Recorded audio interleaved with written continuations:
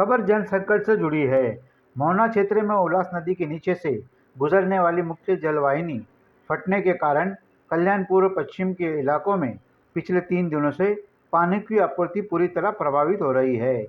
लोग इसलिए परेशान हैं। इस गंभीर स्थिति को संज्ञान में लेते हुए यहां के पश्चिम के विधायक विश्वनाथ भोईर ने जलवाहिनी मरम्मत कार्य की प्रगति की वीडियो कॉल के माध्यम से केडीएमसी अधिकारियों से विस्तृत जायजा लिया। उन्होंने मरम्मत कार्य किस चरण में है, इसे पूरा होने में कितना समय लगेगा और जलापूर्ति कब तक सामान्य होगी, इसकी जानकारी अधिकारियों से प्राप्त की है। 2 वाजता संपतोय, पण तेवढं आता सर्व पाहतायत की सगळं पाईपलाईन जोडून झालेली आहे.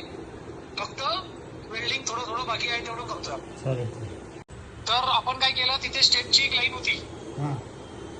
तर नदी पात्रात तिथे जोडली आहे. नदी पात्रातनं स्टेपच्या पाईपलाईनने पाणी आता बंधारपाड्याला आणलंय. सगळं काम संपेल आणि पाणी सोडू आपण.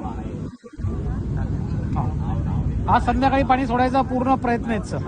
आपण 48 तास घेतले होते, 2 वाजता संपलेत, पण तेवढं असं आता सर पाहतायत की सगळं पाईपलाईन जोडून झालेली आहे.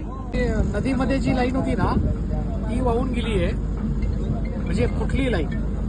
तर आपण काय केलं, तिथे स्टेपची एक लाईन होती, तर नदी पात्रात तिथे जोडली आहे. नदी पात्रात बी, सी आणि डी, जे असे 4 वाहन. यस सर, धन्यवाद सर. गेल्या 3 दिवसापासून शहाळ मोहने परिसरातील मुख्य जलवाहिनी फुटली आहे. त्यामुळे कल्याण शहरात पाणी नाही. कल्याण डोंबिवली महानगरपालिकेचे कर्मचारी दिवस रात्र जलवाहिनी जोडण्याचं काम करत आहे. आज आमदार साहेबांनी व्हिडिओ कॉलद्वारा जलवाहिनी दुरुस्तीचे कामाचा आढावा घेतलेला आहे.